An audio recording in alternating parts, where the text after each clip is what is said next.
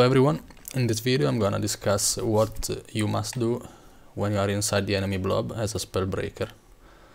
Like when you are melee, maybe you don't know what to do, which button to press and when. I will try to explain this as best as I can. First of all, I wanna say that in my build I run Absorption Sigil on the hammer, meaning each time you interrupt your enemies, you will steal 3 boons from them.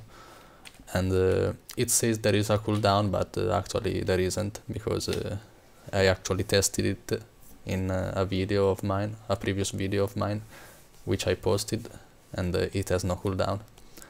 So every interrupt you see is 3 stolen boons, if they have enough boons to steal, of course.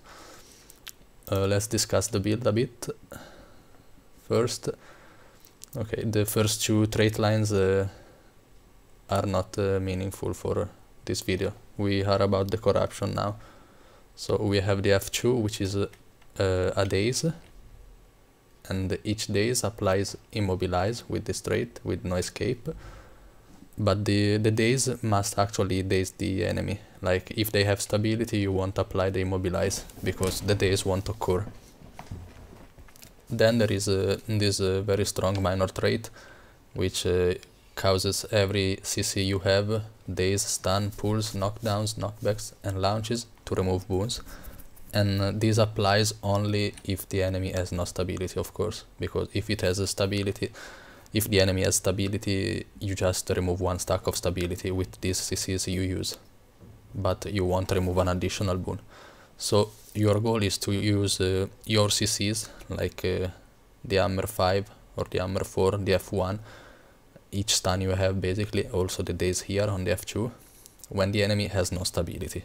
Of course, you cannot know when the enemy has stability or not in a big blob fight like 50 versus 50, but we will try to get it more likely that they have no stability. Then we have the full counter, the F2, to refresh your F1.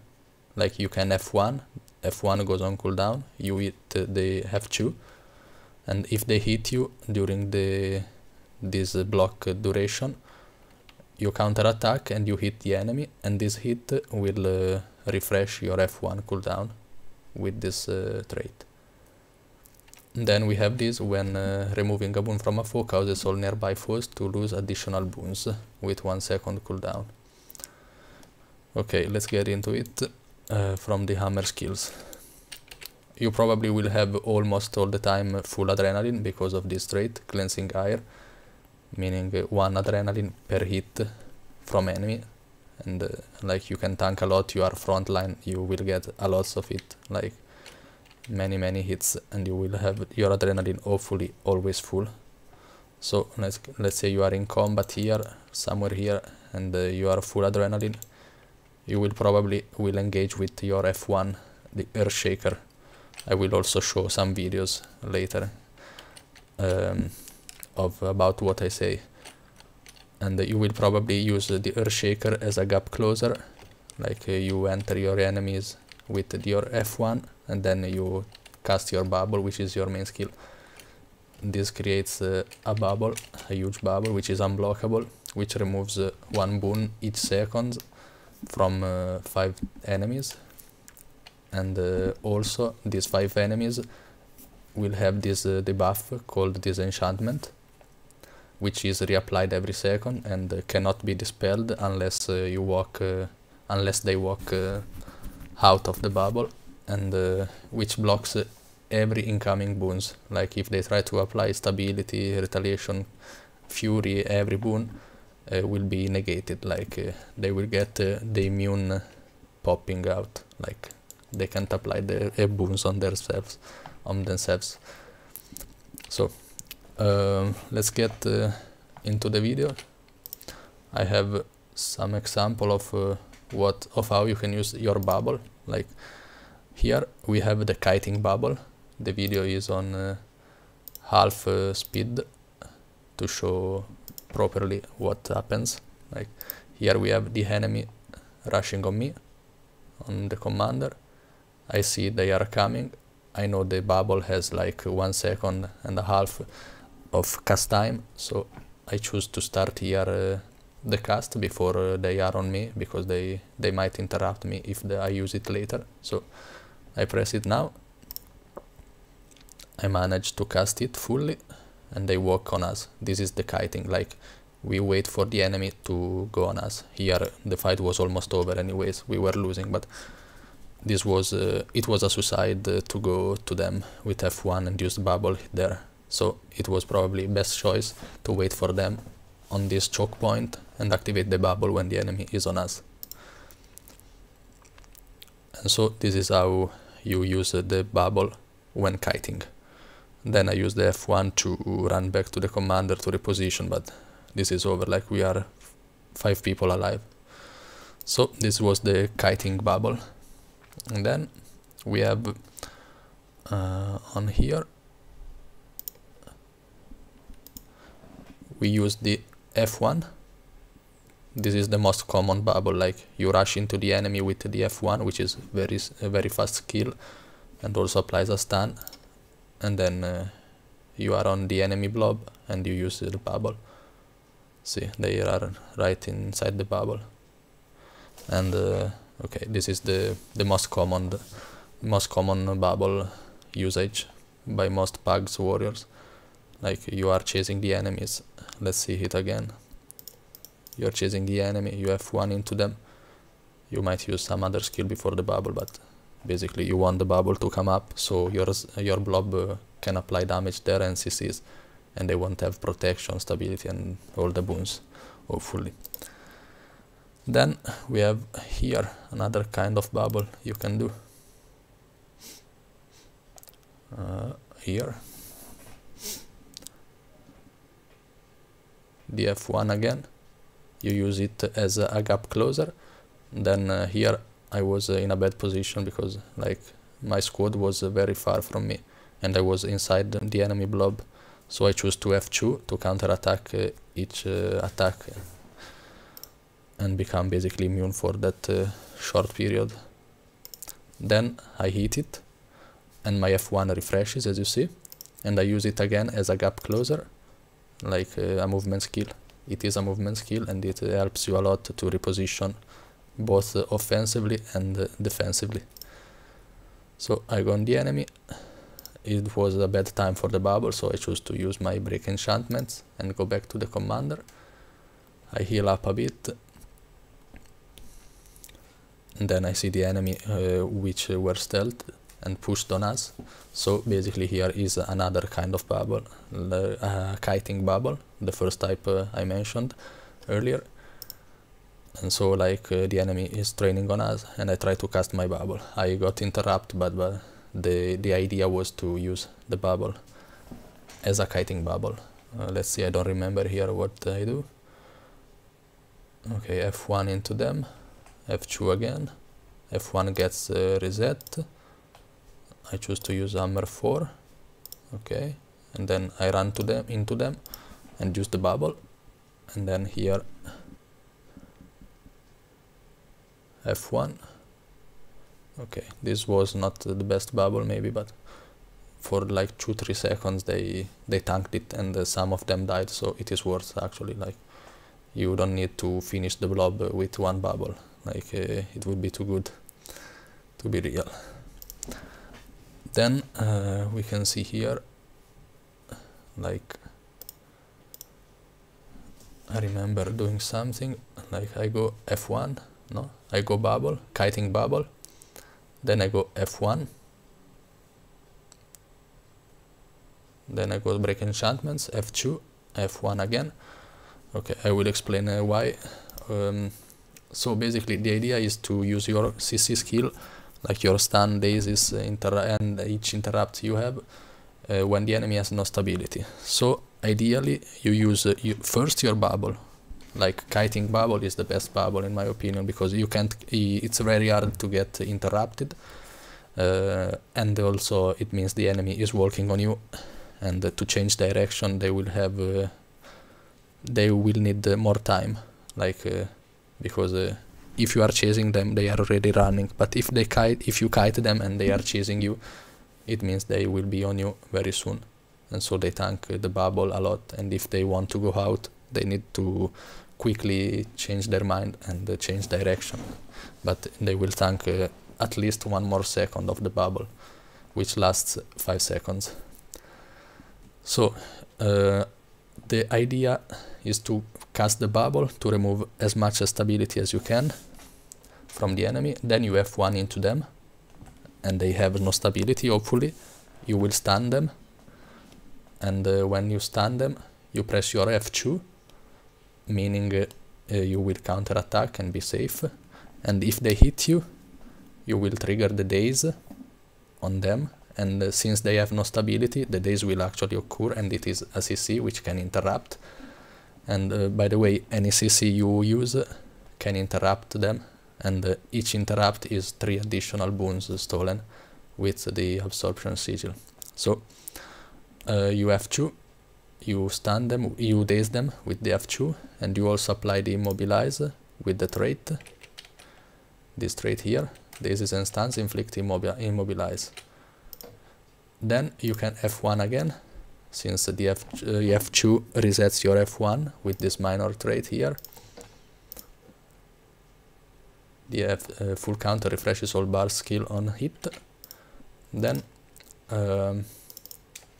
after you hit the F1 again, you can go hammer 4, which is an AoE interrupt knockback, like you see this, 5 targets, you can stun them, and basically it's another stun, AoE stun like this. It's not a stun, it's a knockback, but the idea is the same.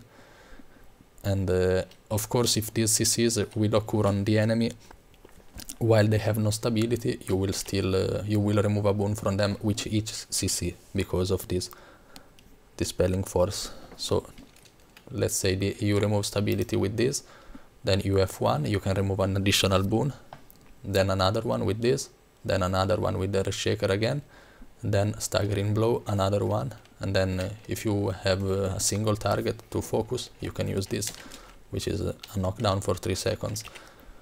And also removing 1 boon will remove another additional boon to 5 target around the initial target every 1 second. So you cast this, there is like 1 second in between each of these stuns, so you will remove a lot of boons if they have no stability. So the goal as a spell breaker is to remove stability. So you should always focus on using break enchantments and the bubble before your CC skill, but this is really ideal and hard to apply in the real game. So just use whatever you feel like, but ideally you should bubble, break enchantments, and at this point you should have removed at least, like this is 2 boons removed, 3 with this, then you have the bubble removals, you should have removed the stability, then you can stun, chain stun them, stun, daze, stun, knockback, and your allies need to kill the enemies while during this CC phase. But it also often you just use the Earthshaker as a gap closer and you wanna cast the bubble there, and maybe you can forget about this, or like about the F2. Maybe you use the F2 before the F1 because you need to stay alive even if you didn't use the F1, so you want to benefit from the reset. So it's a bit messed up in the real game, but you should always try to use the break enchantments because it has a huge AoE, also gives you is a decent damage, and also will fill your adrenaline if you don't have, because I like to run this trait. When removing boons you gain adrenaline, so this is full adrenaline from 0 to full instantly. Like you should always go on the enemy maybe with the F1, and before going for the bubble or the F2 or anything else, you should always go break enchantments, because it is almost instant cast and is 2 boons removed, meaning 3 with this. So you press this and then you can bubble actually. Then if you have the F1, F1, F2, F1 again, and skill 4, and then I don't know if you have the 5 or the 3 for some cripple and more damage, then you can swap. On the sword I don't run the absorption sigil, so basically yeah, you need to hit your F1 after you use the Warhorn skill. Like I don't like this set of weapons. I almost all the time on my hammer, but basically on the sword we have the flurry, which is an immobilize on 3 people, and only the first hit applies. It's 9 hit, they apply bleeding, and only the first hit applies immobilize too, so you can cast it and like interrupt the cast after the first hit. I will show, like you can assign a binding to stow weapon option, like you see. I press this mouse button and it stow my weapons. But like, let's see here very quickly. I press F1, you see immobilize, I cancel it by moving away, or maybe also with the stow weapon I just mentioned.